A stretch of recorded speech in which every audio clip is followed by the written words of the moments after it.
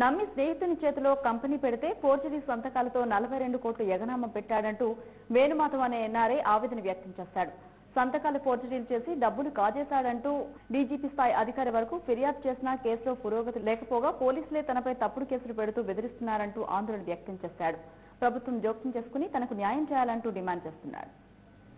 హైదరాబాద్ జమీస్తాన్పూర్కు చెందిన పసుమర్తి వేణుమాధవ్ గడిచిన 20 సంవత్సరాలుగా తన కుటుంబ సభ్యులతో కలిసి అమెరికాలో నివాసం ఉంటున్నాడు.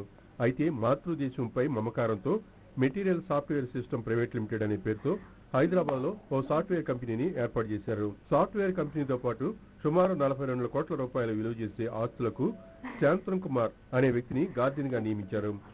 22 crores ని డైరెక్ట్ వైట్ మనీ పంపించారు సార్ ఇండియాకి.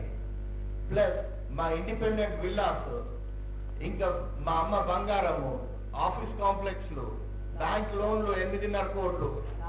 ఎవరైతే అకౌంట్ హోల్డర్ ఉన్నాడో కే వేణుగోపాల్ వాళ్ళ బామ్మర్ది ఇట్లనే నాకేం తెలియదు సార్ అన్నాడు. అదే రాసుకున్నారు వాళ్ళు. ఎప్పుడైతే శంకర్ కుమార్ అడిగినా కానీ తెలియదు సార్ అన్నాడు. అరే నువ్వే పంపించినావు కదా, ఎక్కడికి వెళ్ళి డబ్బులు చెప్పు, ఒకటి 1.25 crores అంటే దాని తర్వాత కార్పొరేషన్ బ్యాంక్ నుంచి వస్తే అది ప్రొప్రైటరీ ఫర్మ్ ఆఫ్ కే వేణుగోపాల్, కజ్జా వేణుగోపాల్ది. ఇట్లా కోట్ల రూపాయలు ఒక్కొక్క వివిధ రకంగా ఫోర్జరీ, ఫ్రాడ్ ఇట్లనే చేసుకుంటూ చేశాడు. అంటే నేను ఇండియాకి రాను ఇవన్నీ చూడని అనుకున్నాడేమో.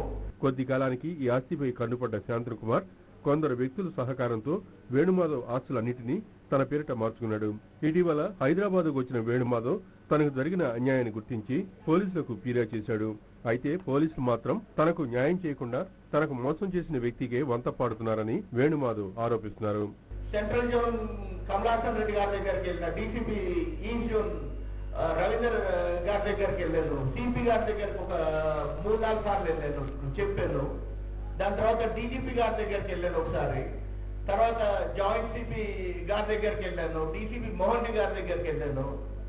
ఇట్లా నేను నడుస్తుందండి. దీనికి ఒక లిమిట్ లేకుండా పోయిందండి. ఎన్నిసార్లు వెళ్ళినా దేనికి వెళ్ళినా చేస్తాము చూస్తాము అంటారు కానీ ఎందుకు దీని రీజన్ అంతా ఎందుకంటే ఇట్లానే వెనకాల హోంశాఖ మంత్రి గారు ఉన్నారు కాబట్టి వాళ్ళు ఎవరు టచ్ చేయరు. మరి ఆయన దీనికి ఒక న్యాయము, ఆయన ఇంటి లేకపోతే దొంగ స్వామిని ఒక రోజులో పట్టుకుంటారా అండి? మరి ఇంత పెద్ద ఫ్రాడ్ ఎవరు ఒక్కసారి కూడా నోరు లేపకుండా ఉంటారా అండి? ఇట్లా న్యాయం చేయాలని కోరుకుంటున్నారు సార్. ఇది ఇమీడియట్ గా యాక్షన్ తీసుకొని మన ముఖ్యమంత్రి గారు ఇంత తెలంగాణని సాధించారు, ఆయన చెడ్డపేరు రావద్దు, ఇట్లాంటివి అన్ని అయితే మరి ఎట్లా వస్తారు సార్? ఈ విషయంలో ఇప్పటికైనా ప్రభుత్వం జోక్యం చేసుకుని తనకు న్యాయం చేయాలని, లేని పక్షంలో ఆత్మహత్య చేశారని వేణుమాధవ్ ఆవేదన వ్యక్తం చేస్తున్నారు.